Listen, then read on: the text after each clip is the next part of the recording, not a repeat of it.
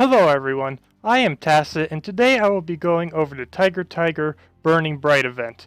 In this event, Rakshanin has been added to the game, and Behemoth has been buffed. Additionally, using Rakshanin in your team this week in PvP will give double glory of 6 glory per match instead of 3. So let's go to see the new card. It is in the 300 glory pack, which is how much all ultra rares cost when they're in a weekly event. It gives of course the ultra rare 2 glory keys, 10 gold keys, 5,000 gold, an arcane stone, and 3 minor wind trait stones. One thing to note about the ultra rare packs is they are pretty costly right now. The arcane ratio between the card and the arcane trait stone is the highest cost of any rarity. For ultra rare, it is 300 for one.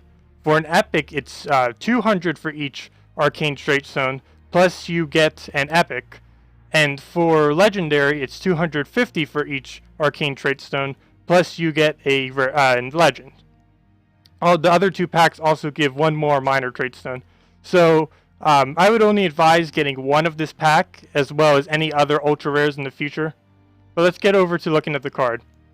The card deals 15 damage to an enemy and then boosts by their life, which is at 2 to 1. So if an enemy had no armor, it'd basically half their life and then do all the damage.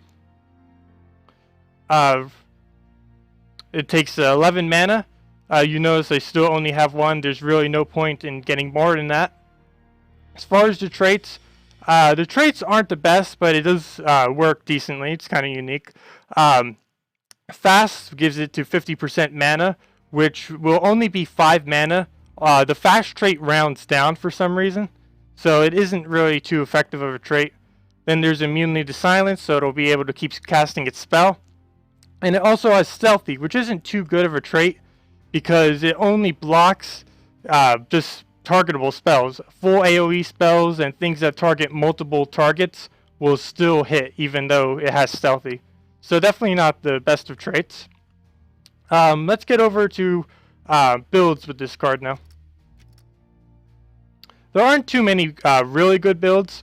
One that I used for PvP this week was based mostly around Crimson Bat and Bone Dragon, where Rakshanin is kind of just in here just to be in here. What you do is you have Stargazer with Empowered, who will give the full 13 attack plus whatever bonus to Crimson Bat. Then between Crimson Bat's Cursed and Bone Dragon's Cursed, I can't talk today. It will end up doing the 2 times skull damage for blood sucking, which with Stargazer's bonus attack should one-shot basically every card in the game unless they have Armored or Stone Skin or Granite Skin. On to the second team, we have an all Wild Folk team. We have Blade Dancer here, who will take out all of the initial armor, so you won't really have to worry about the armor for Shadow Hunter and Rakshanin. I have no clue if I'm pronouncing his name right. I just call him Shannon because it's so much easier to just say Shannon. So Shannon. Shadow Hunter, a really high attack because of all of the bonuses we have here. Really good for against one main difference between Shadow Hunter and Shannon here is Shadow Hunter is great when the enemy has 4 and 3 troops, whereas Shannon is more for just taking out really beefy high HP enemies. But yeah, also with Healthiest, for those of you that do not know, what Healthiest is determined by for targeting is the troop that has the highest HP plus armor. It doesn't target the highest HP. So it's the combination of both that it targets, whoever has the highest. And for this team, I just have Rex Warrior here who will do cleanup and gains a bunch of attack just over time. So by the time the first 2 die, if they do, Rex Warrior will probably be able to one-shot most of the enemies with his attack.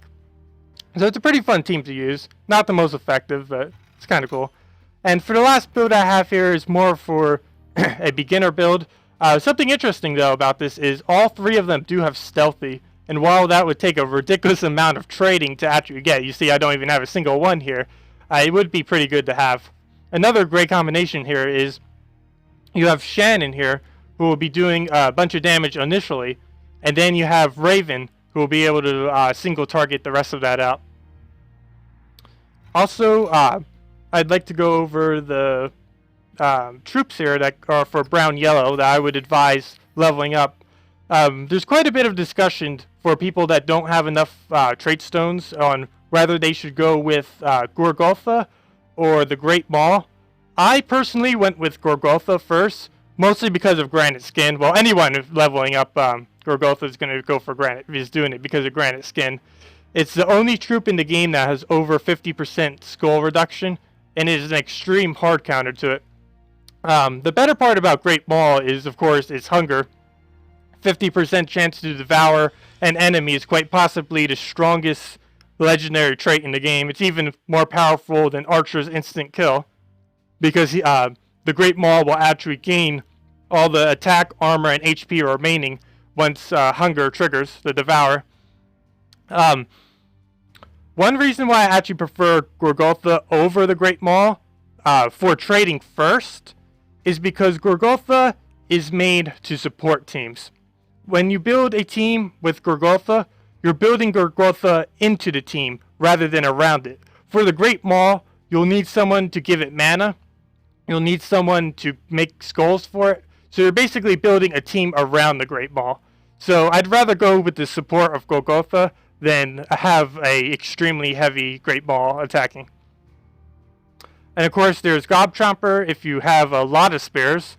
The main thing he'll be used for is taking out all those annoying goblin teams, since he does 2 times skull damage to goblins. Plus he has his ability from the start that will have a 40% to devour them.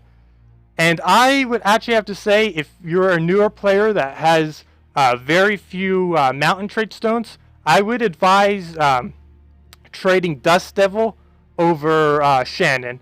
The main reason for this is being able to knock back an enemy from the very first turn with Empowered. Instead of just having a fast and having half mana, Dust Devil will have full mana, and you, from the very first turn, you'll be able to cast this and make sure that the lead troop on the enemy team won't be that much of a threat by putting it all the way to the back. So I definitely advise trading Dust Devil over Shannon if you don't have too many trait stones. Or you can just save them for eventually Gorgotha or the Great Maw, if you happen to have either. I believe that is basically everything for this. One thing that oh, wait, actually I completely forgot one thing. There's Behemoth. That would kind of be pretty good to go over. Behemoth. Quite a few change buffs with Behemoths, all buffs for it. The first is it now has 1 more static damage on it at all levels. Like you can see here, there's a 3 difference with that now, so even if it has 0 magic, it's still doing 3 damage. But yeah, it has 1 more damage now at all levels, so that's now up to 16 at my current one. It gains 2 more random gem spawn destroys, which is up from 8, of course. It's now even with things like the Autumn Imp, so it's quite competitive with that. The mana cost was reduced by 1, making it a lot easier to fill. And the biggest change it has is its immense trait now gains 4 life per trigger instead of just 3. That will end up being a lot more life over time, and it can get pretty tanky, especially with the impervious, stopping things like burn and poison from being able to do anything. Some teams that built with that is a double hit Behemoth raised by Valkyrie, and then you'll have Vinoxia, who will easily be able to get extra turns with blues, because there'll be so many blues on the board, and that will be able to cycle well. Behemoth, a double cast of Behemoth will be 32 damage, so that total across a team of 4 is 108. That's quite a high damage output with everything else it does. It does destroy gems after it does its damage, so you can't like hope that the gems destroyed will like hit a skull and take off barrier and then it'll do the 16 damage. It does it in reverse order, so the destruction doesn't really work too well for like the skull damage and stuff. The second build I have with Behemoth is a full Pridelands team. We have Shadow Hunter leading, since his effect gets 3 to 1 gets less as more enemies die. Like I said earlier, it's best when the enemy has 3 to 4 troops. So having an elite spot can be you can use it while it's most effective, and then just go to something else. Chimera we have here, who also hits the healthiest and does does the burn and poison that will lower them over time. Then we have Rakshanin here, who you already know, and of course then the Behemoth at the end, who will take out armor and basically finish up anything. For the last Behemoth build we have here is mostly based around Inferno King, where Web Spinner will do a lot of poison, will do a lot of green gem spawns, which Inferno King will then convert to skulls, and Traxxas will create browns from the blues that Inferno King will then convert to red. So it kind of just repeats the cycle. This also has Web Spinner doing full AoE of 10, Traxxas on 14 plus the boost, and Behemoth on 16. So that's a lot of full AoE. And then Inferno King will just clean up whatever is left. So that's it with that. Let's take this, since it's already been an hour. See how many tributes I get. And we get 5. That's nice. I think my highest so far is 10. The highest I've seen on the forum is 11. I'm pretty sure the cap is every single kingdom. That would be amazing and very, very, very unlikely. I'd really want to see that one day. How lucky that can be. Okay. While I have these keys here and everything, it would be a good time to give out the redeem code. The devs were nice enough to give me a redeem code every single week for when I do go over all the things that have changed with every single event added and stuff like that. So the first, to redeem it, you go under shop and then up to redeem code and type it in here. The first 100 viewers who end up putting this code in game exactly to here will get this reward, which is, I have no clue what it is actually. 2 maps, 1 gem key, 200 souls, and 2,500 gold. So yeah, go to shop, redeem code, and then type this 79TUKNOCFY there, and the first 100 will get those rewards. While I'm here, let me explain the difference between gem keys and event keys, because I saw some people questioning about it lately. Let's see what this one gives real quick. Chimera. That's funny. That kind of goes against what I'm trying to say here. The gem chests give keys from every single kingdom. It distributes evenly from every single possible kingdom within the game. Event chests focus on whatever the event kingdom is. So this week it is Pridelands. So you're mostly, for the ultra rares, you're mostly going to get Rakshanin and Chimera. For epics, every single epic will be a Pridelands epic, and every single legend will be a Pridelands legend. Similarly, this is also a great way to get whatever the glory reward is of the week. Let's say you're low in glory and you really want to get this to mythic or something. You can buy a bunch of event keys and you'll be able to get that pretty quick. One other thing to note about event troops like Shannon and other ones is they don't get into the drop pool of gold keys, glory chests, and gem chests until 2 to 4 weeks after they have been introduced to the game. So these event chests is basically the only way to really stock up on this, on any event troop initially, and just to focus it down. And let me just show that real quick. Also, the rarity chance for gem keys and event chests are exactly the same. They have the same rarity output. They just have different focuses. One of the best things that event chests are good for, aside from just getting event troops, is whenever a new kingdom rolls around. For example, 2.0, version 2.0 coming up in no clue when, hopefully a month or so, will have a new kingdom added into it either with it or a couple weeks after. So buying a bunch of event keys will give a pretty good chance at that. Let me just show what I've been saying real quick and get 50 of these. Just go skip through it. As you can see, you're getting it from every kingdom. We have Adana here. We have Divinian Fields and Darkstone. And it just pulls from every single kingdom in the game. And Celestial Trade Stones, the thing you'll hate most. Because that means I didn't get a actual legendary trait. Instead, I get another Celestial Trade Stone, which I have so many of right now. And let me open up 10 event keys real quick, just so I show you how it's mostly just Pridelands. Oh, I even got a Behemoth. So yeah, as you can see, we got 3 Shannons, we got a Chimera, we got Finley, and those were all from Pridelands. We did get 1 ultra rare that was from a different kingdom, from Kedar. But the ultra rares, they will pull from other kingdoms, but every epic and every legendary will be from from the event kingdom, which this week is Pridelands. Similarly, every epic trade stone will be from Pridelands too. You notice that this is a full red trade stone, which is also what color Pridelands kingdom is. So that is also good. Okay, so let's actually get into a match with 2 of them. Oh, one more thing to mention. There is a weird glitch right now with using redeem codes, and it leaves like the shop weirdly loaded in the background of your map screen. Just restarting the game will fix that, but since I'm recording right now, I won't do that. Let's go into PvP and just test these 2 teams.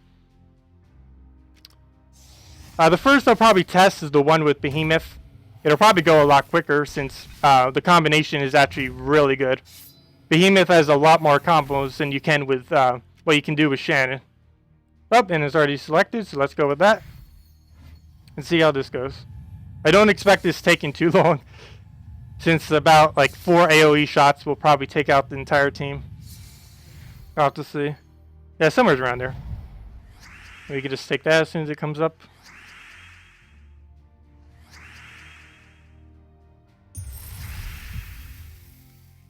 Go to there. Mana surge. Filling up everything a little bit at this point. Should probably focus Valkyrie. I forget if I said it on red or yellow. I hope it's yellow. Okay, I just said on yellow, the extra mana for yellow. One thing to do, whenever you have a troop with 10, you'll want to have one of its colors with a banner or any kind of extra bonus that'll move it up to 4. So that way, if you get a surge on one, you'll be getting 7 mana, or and then the other one will do 3. Or you could do 6 on one, and then the other one will get 4. You really need to have +1 mana on one of them. Let's see here. I guess we'll go with this purple. Trying to get an extra turn off the blues, but they don't see any coming up. I get it on red. Yep, there it is. Oh. Yeah, it's still there.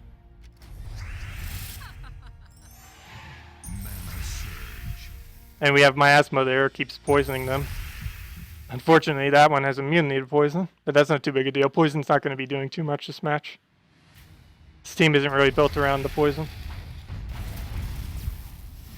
The destroy gems can be a little bit annoying because it can really give your enemy an advantage with whatever it cascades into. But if you get lucky with it, it can do quite a bit of damage. Like, let's see if we can do it again to do something. Also, all these are destroy gems, so they're actually giving mana too. And you just saw there we got an extra turn and everything from there, so that was very effective. Gonna refill them up with the browns. I could have probably taken the thing there. I'm not trying to do immense too much because they're already pretty heavy. Look at their HP go up so much. That one's like never gonna die ever. Let's see. I'll try. Actually, let's go with another immense, and then take the skull. Mana surge.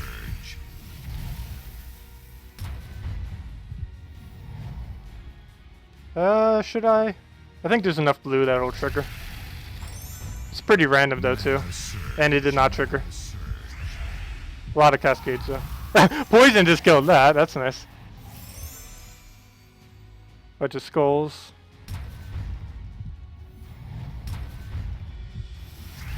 Well, the steam is actually going slightly slower than I thought it would, but still going fine. As you saw there, the 10 destroy skulls after he hit a skull, and that knocked his last HP out. And annoying goblins. Please nerf. Mana surge.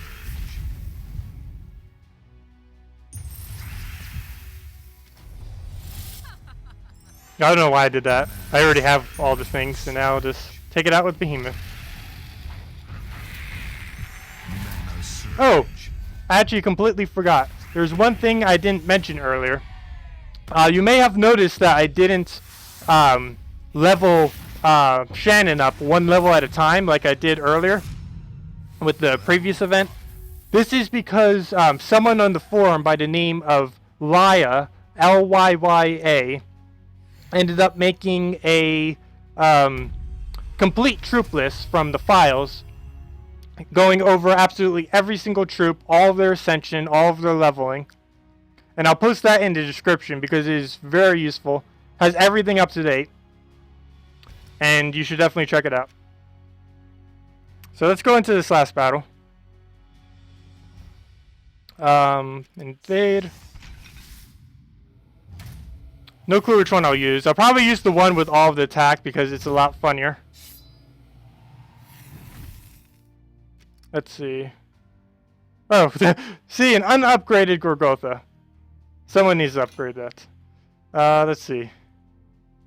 I think it's the second one, yeah. A lot of attack. Let's go into that.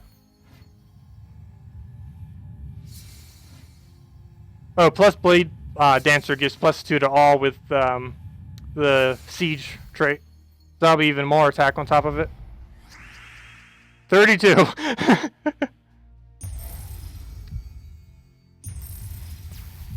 That's going pretty well. Let's see here. Oh, you're 1 mana short. Mana surge. Mana surge. That won't be too big a deal though. Up, there it goes. Everything's going up. There we go. Do the Blade Dancer first.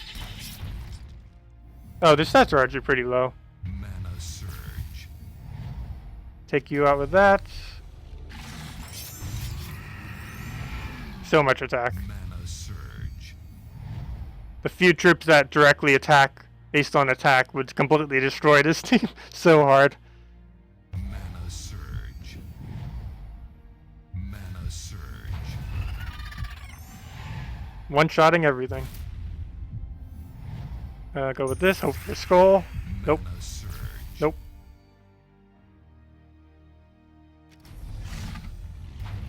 And that took out that. And I believe this will take out the last one. Or let's just take the skulls. Surge. Mana surge. Or never mind, we won't take the skulls. Okay, we'll finish it out with Rakshanin. And that is game.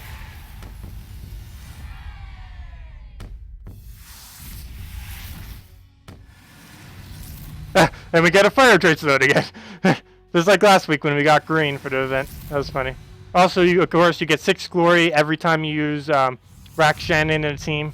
So, it's definitely a good idea to try building a team around Rakshanin this week. I believe that will be everything for this video. Leave a like if you liked it. And I hope this was helpful. And thanks for watching. See you in the next one. Goodbye.